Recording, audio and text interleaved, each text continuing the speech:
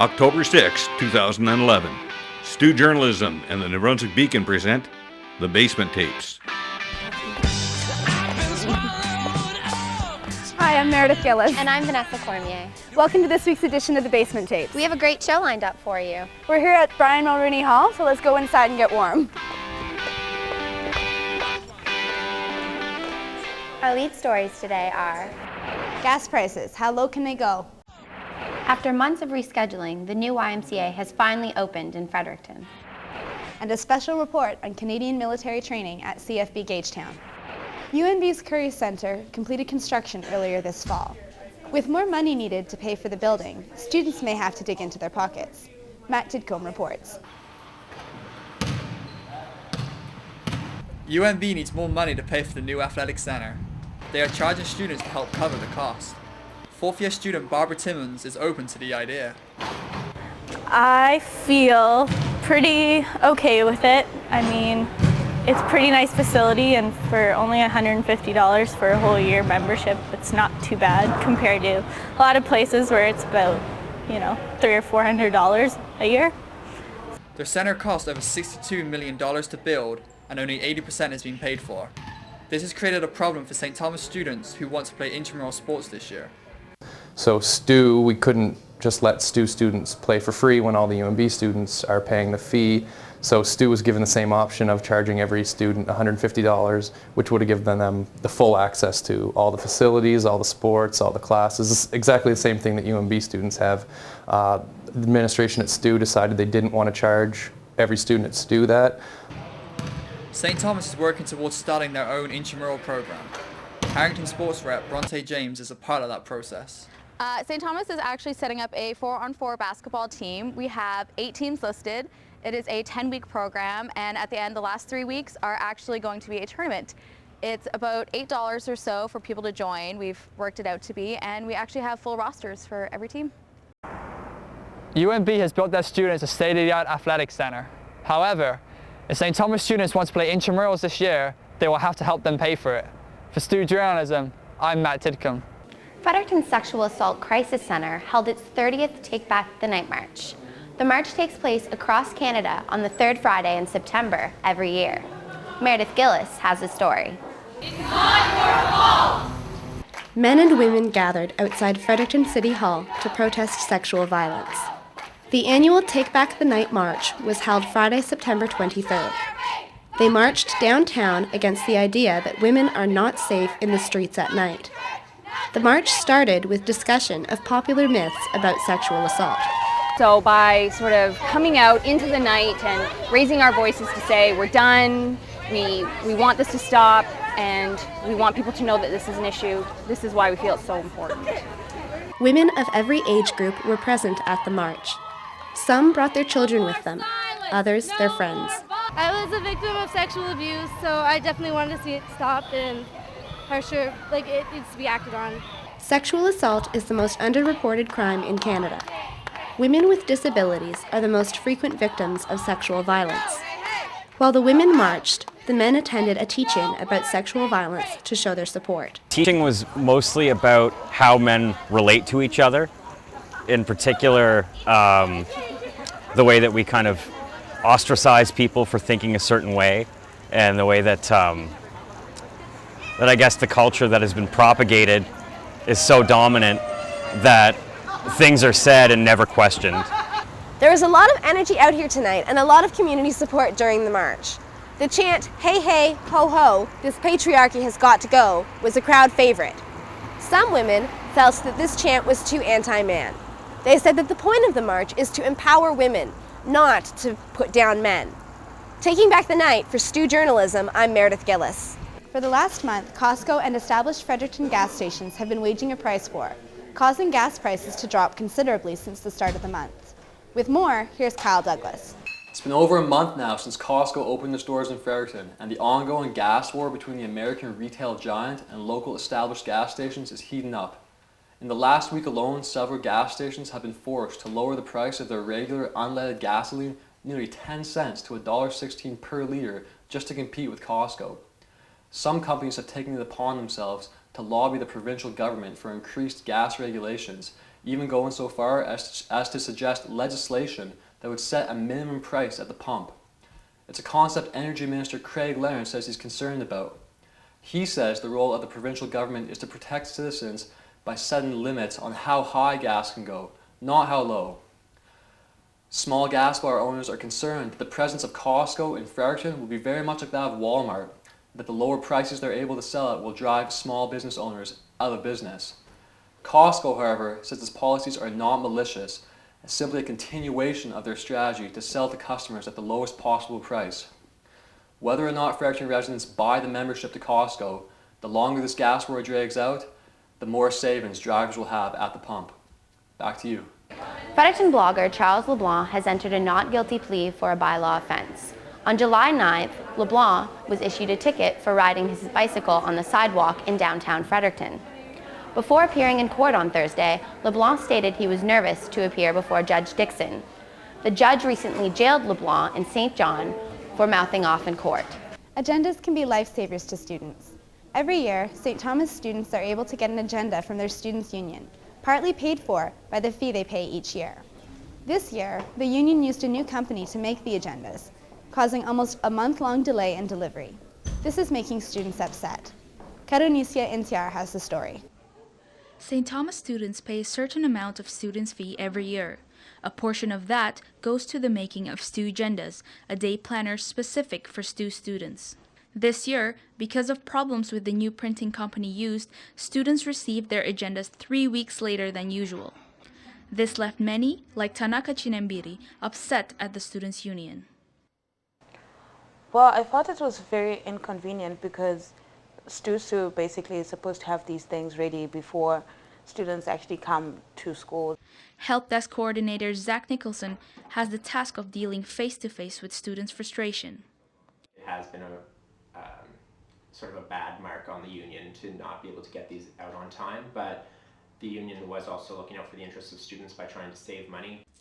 Vice President Administration of the union, Mary Dan Johnson, says the union had attempted to contact Inkadu several times.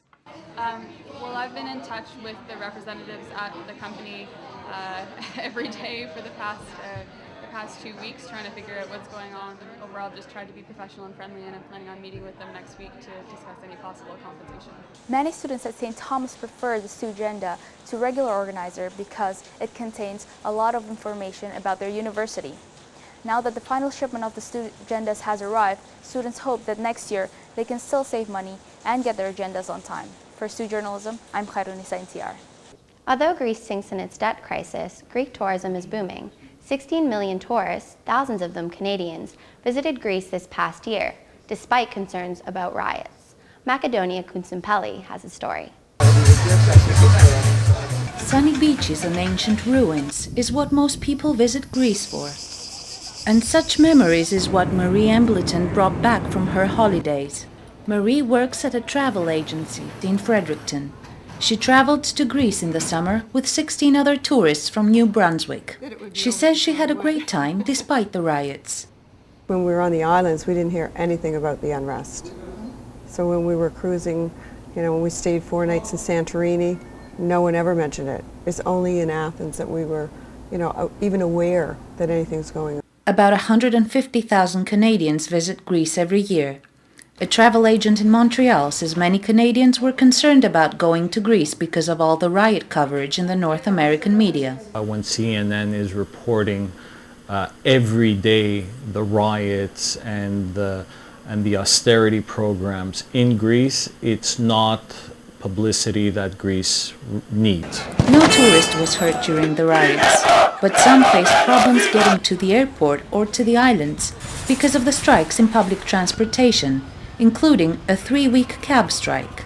Despite the crisis and the recent riots in Athens, the tourism sector has grown this year. The travel industry expects a record number of 16 million visitors, 10% higher than last year. Revenues increased by 12% and reached 11 billion euros. We expected positive revenues, but not that high.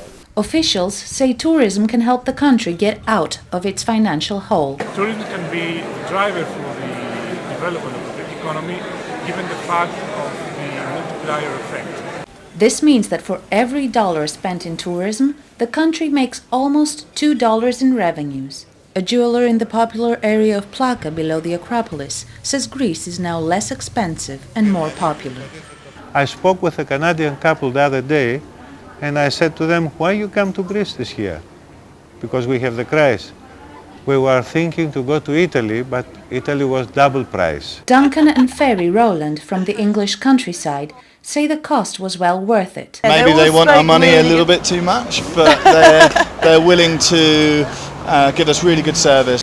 Back in Fredericton, Marie Embleton already makes plans to visit Greece again. Maybe next year or the year after, I would go back, do a different itinerary. So, yeah, I look forward to it. For Stu Journalism, I'm Macedonia Kutsumbeli.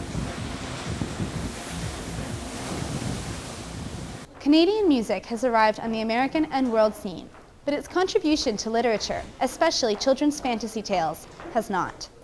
English scholar Farah Mendelssohn has been invited to Fredericton by the University of New Brunswick to study its special collection of maritime fantasy.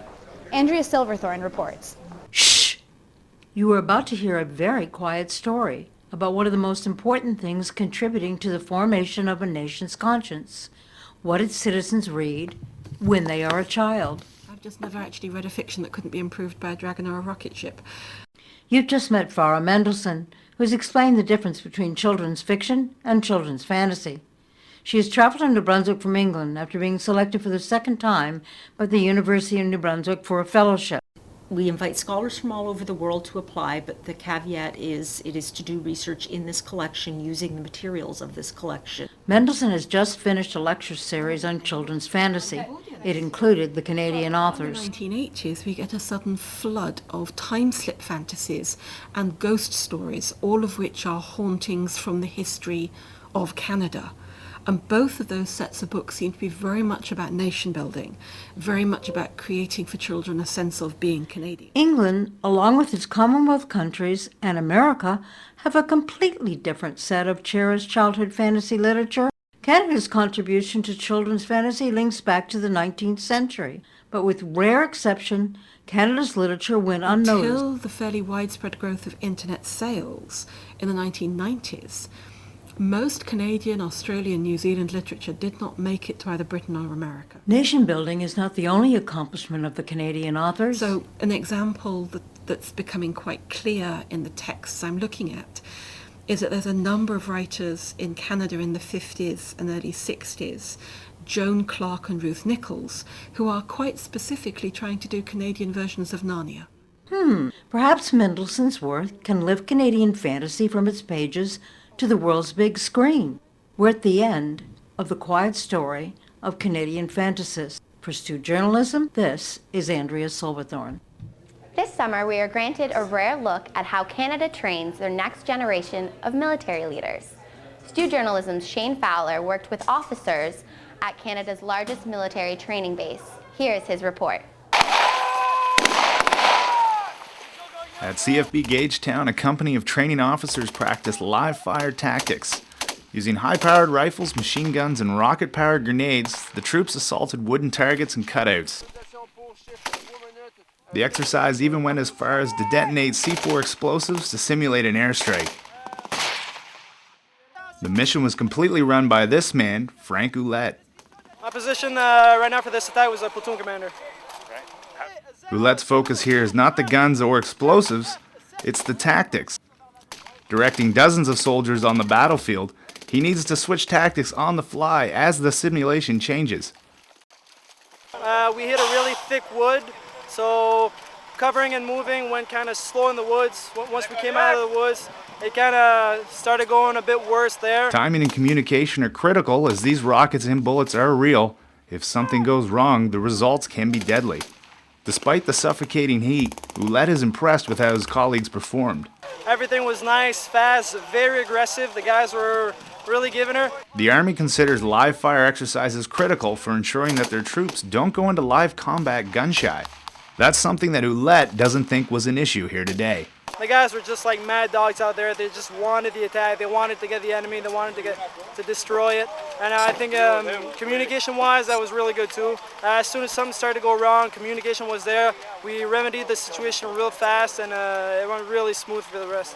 The next exercise, Ouellette will find himself behind a weapon while someone else takes their turn at leading. For Stu Journalism, I'm Shane Fowler. Fredericton's new YMCA will finally open next week after months of delays. People work together to plan, build, and fundraise for the new Y. Kara Cousins has more on the story. Fredericton's new YMCA is already busy, and it's not even open yet. Staff are giving tours to current members and anyone who's interested in seeing the brand new facility. The building was supposed to open in March, but in September the date was moved ahead again. Project organizers say it was hard to find enough workers to finish on time. Henri Thibault is interested in joining the YMCA. He, like many others, thought it would be open by now. From the understanding last year, I heard that it was supposed to open up during the summer. So when we came here this year, that wasn't open yet. So Thibault is mostly interested in the pool. The pool is the only thing not finished. It doesn't open until October 10th. I can understand why opening dates are pushed back. It's because something that they want ready in the facility isn't. So I feel like if they push back the opening date, they have a good reason for it, and good for them that they actually pushed it back instead of opening a half-finished facility. The current YMCA is located on Saunders Street. The building is 50 years old. It will be replaced by the new Y on York Street. Although the building is new, the vision of the YMCA remains the same. Last year, $200,000 was given to families who couldn't afford the costs of a membership. You know, it's hard to get to find programs for infants and toddlers, and I really like to get them active early in their life. So what we're doing is the new membership is valid. The YMCA offers people of all ages opportunities to get active. The full-size pool has a wheelchair ramp, and the floor can move up and down in the therapy pool. On the first floor is a basketball court, squash courts, and the pools. There's an open cardio and weight room upstairs. In 1858, Fredericton's YMCA opened its doors for the first time. Today, over 11,000 people use the Y. Over 300 volunteers and 200 staff keep the YMCA running. On October 3rd, Fredericton's new YMCA will open its doors to the public. For Stu Journalism, I'm Kara Cousins. St. Thomas University's wireless internet services do not provide students with access outdoors. This leaves students using their mobile devices. Not so mobile after all. Frank Molly has a story.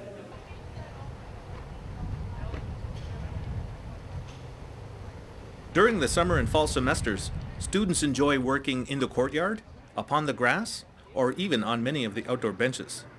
Without a wireless internet connection, they are forced to connect indoors.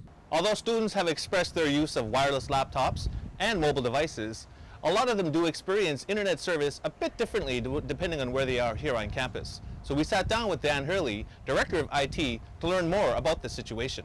Our wireless network was not designed to give outside coverage. So it's mostly just in building. You will get some leakage out close, like I know if you're right out in front of James Dunn here, you will get a bit of signal leakage through, but we have not deployed access points outside. Hurley says 10 new access points are expected to be installed in the coming weeks in order to improve the service. Stu, wireless signals on campus seem to be an issue for most students, but depending on who you talk to and where you are on campus, the story may not be the same. It could definitely be better. I think I think a lot of people, though, just generally use it in JDH, but I think that if there was a bit more expanded service and people could use it in the courtyard and they could use it, like pretty much all over campus, that they would use it even more. St. Thomas University has over 60 access points throughout their many buildings. The more access points, the better the connection. This does not help those looking to connect outdoors. I can do things on my phone, like checking my email. My email all runs through my phone. I've got Gmail through my phone. So like checking school assignments, things like that, it all go through my phone. But the problem with that is when I'm here in the courtyard, I can't get much service. For Stu Journalism, I'm Frank Molly. People have been gathering in Fredericton this month for rallies and fundraisers. The AIDS Walk for Life was one of them. People gathered in Officer Square. Mayor Brad Woodside was among them. Alicia Bosch reports.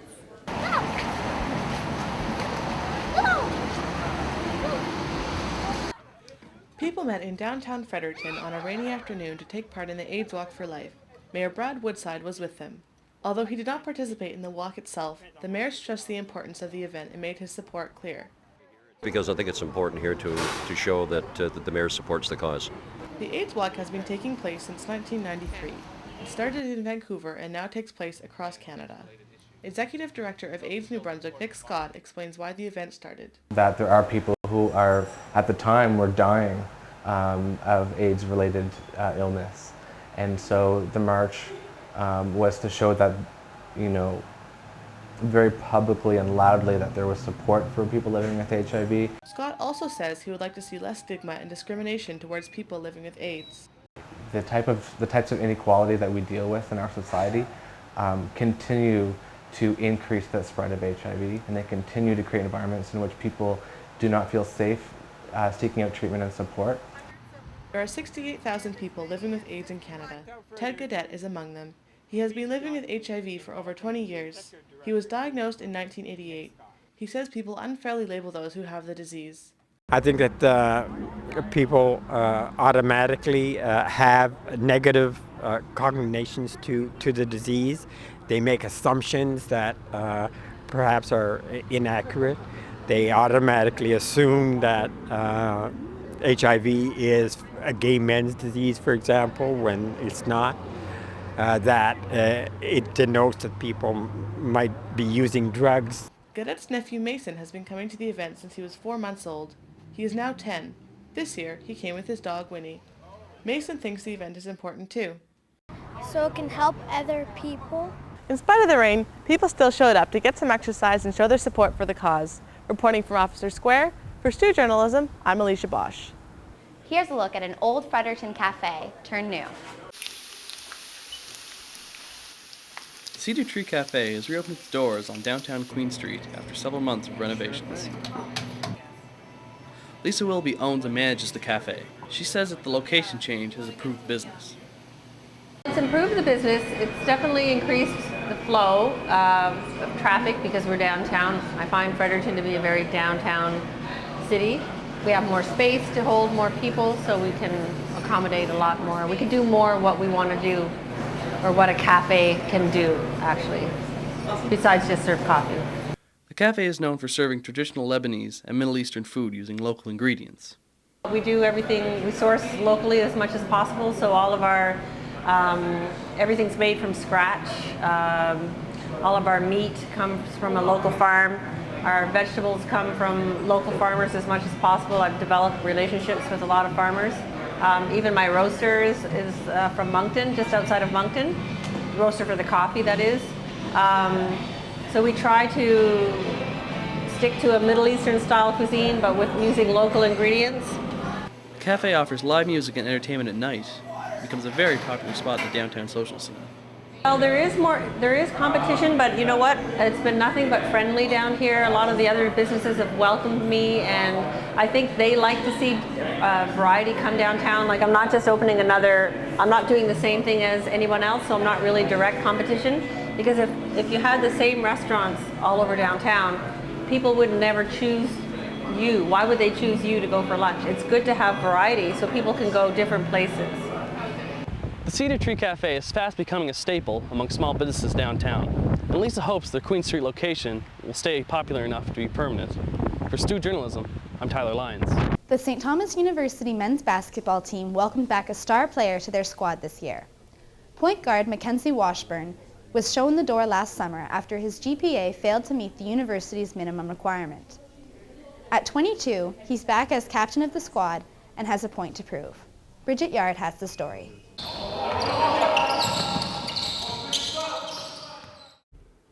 It's Friday afternoon and the Stu men's basketball team is at the South Gym for their last practice of the week. Mackenzie Washburn is the new captain. This year, he has an agenda and he's sticking to it both on the court and in the classroom. After his rookie season, Washburn learned he was ineligible to return to university. Put all my papers the last day and everything built up, and I really got stressed for no reason really. And then when it came down to it, and at the end, my GPA wasn't high enough, and I really let my team down, to be honest. After a semester away, Washburn returned to Stu. While he worked on his grades, he practiced with the team but didn't play. Watching from the sidelines was tough. It's frustrating. I mean, I'm a very competitive person, so I mean, watching the guys play, I mean, when they're being successful, I mean, you want to be successful with them, and when they're struggling, you want to be out there helping them be successful. So I mean, you're kind of just stuck in a situation where you don't want to be. But I put myself there, so I have no one to blame. Head coach Dwight Dickinson is trusting Washburn to head up a young and inexperienced team. Washburn says Dickinson has prepared him for this role.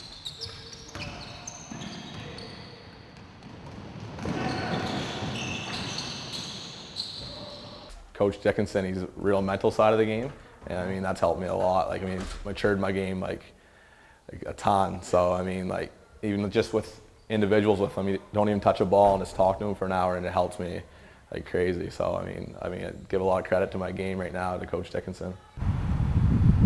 Washburn hopes to lead the charge as his team looks for another deep run in the playoffs. This season tips off at home November 2nd against the Mount Allison Mounties. That's all from the South Gym. For Stu Journalism, I'm Bridget Yard. Water testing at the University of New Brunswick has revealed that many water sources have higher lead levels than Canadian guidelines will allow.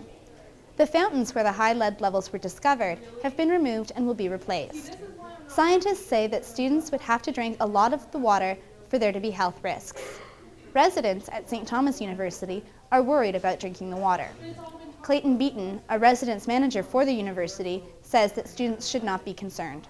We received word from New Brunswick Medical Health Officer of Fredericton, as well as representatives from Fredericton Water Commission, with the advice of the facilities management director that there's no concern for resident students. The water fountains that were affected, specifically there was a few, I think, in Vanier, and there was one in Holy Cross, but in the administrative building section. Any ones that were a cause for concern were disconnected immediately, and all water sources were shut off. Additional tests were done the following week, and all levels were normal. Thank you for watching the Basement Tapes. We'll have another episode for you in a few weeks. See ya.